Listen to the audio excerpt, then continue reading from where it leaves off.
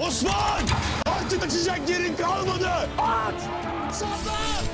Osman'ın ölüm haberi gelecek ve ben bu otağdan bey olarak çıkacağım. Eline bulaşan kanı Osman'ın kanıyla temizlemek için fazla vaktin kalmadı.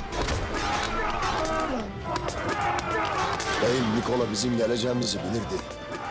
İhanetin gölgesi pusatın şavkıyla biçilir.